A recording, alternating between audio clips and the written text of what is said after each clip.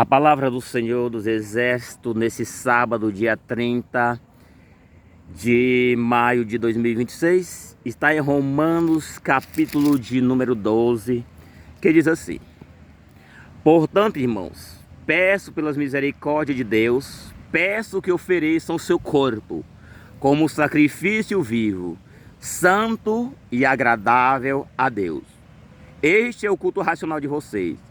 E não vivam conforme os padrões deste mundo, mas deixe que Deus os transforme pela renovação da mente, para que possa experimentar qual é a boa, agradável e perfeita vontade de Deus.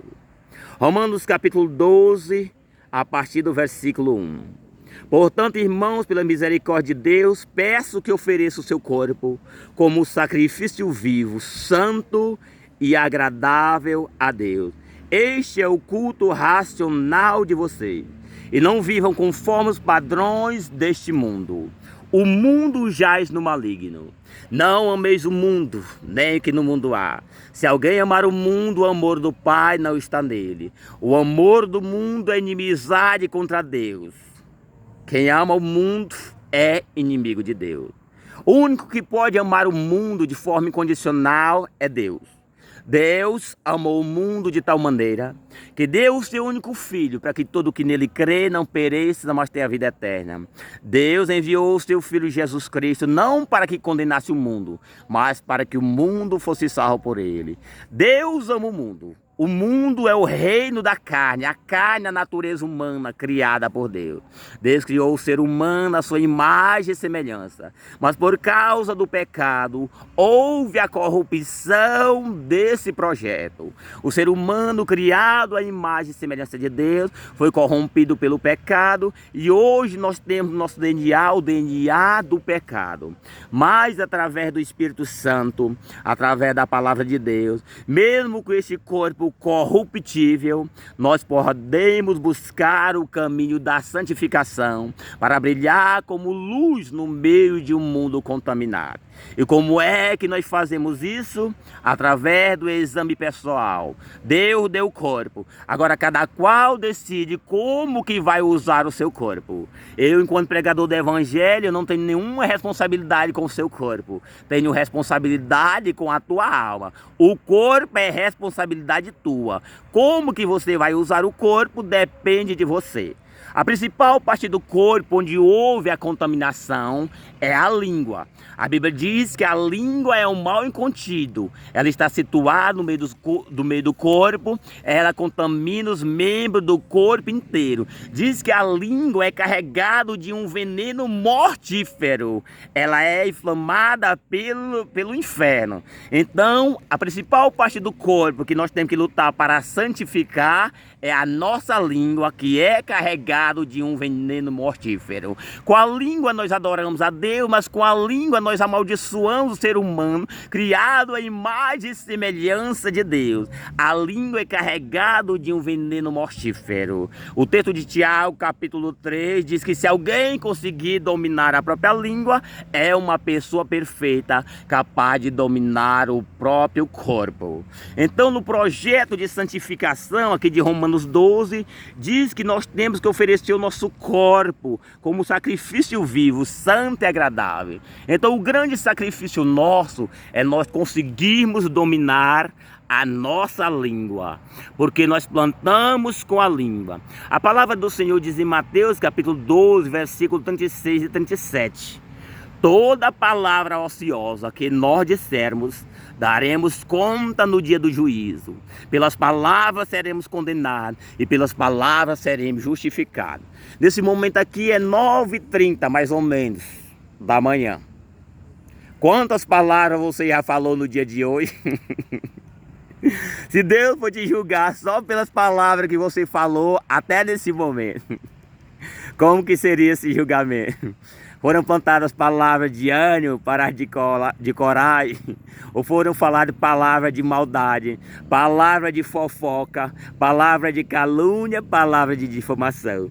Então Romanos capítulo 12 diz que tem que oferecer o corpo como sacrifício vivo. Então o sacrifício vivo é começando pela nossa língua. Se nós conseguirmos dominar a língua, que é inflamada pelo inferno, carregada de um veneno mortífero, então nós somos sérios candidatos a estarmos no reino dos céus. É possível alguém ter a língua purificada? Sim. A palavra do Senhor diz que existia um homem chamado Isaías. Ele era profeta. Até o capítulo 5 ele ficava só dizendo: vocês, povo ruim, povo cheio de iniquidade, tudo. Mas quando chega no capítulo 6, o céu se abre, ele vê a glória de Deus e ele reconheceu que mesmo ele pregando, mesmo ele sendo um profeta, o Senhor usando ele tinha iniquidade na língua. O que aconteceu? O anjo serafim desce com brasa viva tirada do fogo e queima a língua dele. A partir daquele momento ele se torna o profeta messiânico. Nós só podemos ser pregadores messiânicos que falam de Jesus a partir do momento que a nossa língua é queimada, porque enquanto a língua não for queimada, não funciona. Foi isso que aconteceu com Isaías, já pregava, mas ele se converteu. E quando ele se converte, lá para o capítulo 50, se não me engano, ele reconhece a glória de Deus, ele começa a falar que ele também era cheio de iniquidade na confissão do pecado, da maldade nacional.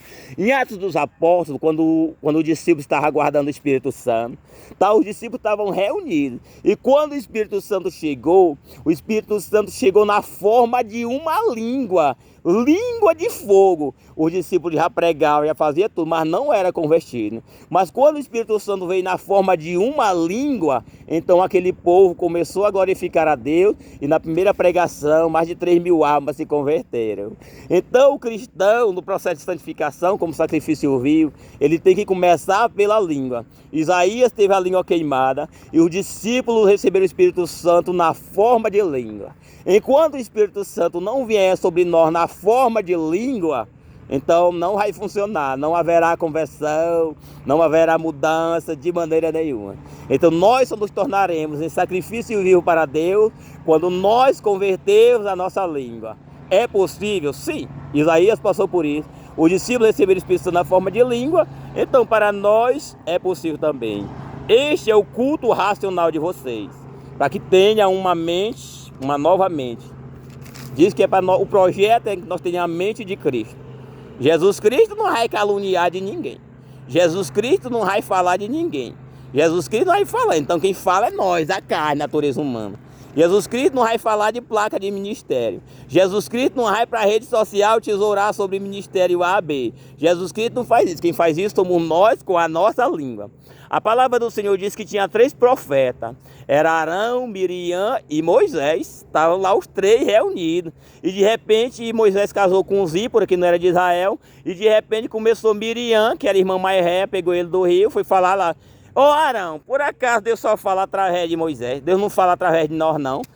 Ele casou com essa mulher aí que não é nem de Israel, essa estrangeira. Aí Deus lá de cima olhou e disse: vem bem aqui vocês 3. Se entre vós há profeta, em sonho ou visão da noite, a ele me faz conhecido. Não é assim como meu servo Moisés, que fala face a face. Por que vocês não tiveram medo de falar do meu servo Moisés? Arão se humilhou na mesma hora, mas Miriam ainda ficou leprosa 7 dias. E era irmão de sangue, Deus meteu ataque. Agora imagine marido e mulher. Deus mete ataque no marido, na mulher. Deus mete ataque nos filhos, na mãe, no pai. Deus só leva em consideração se é sério ou não dele. Você imaginou como é a seriedade?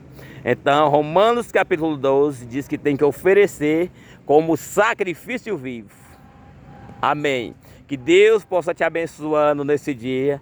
Que Deus possa estar convertendo a tua língua e a minha língua.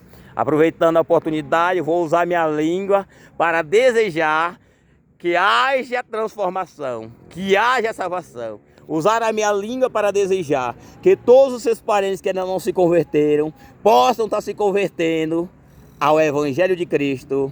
Amém.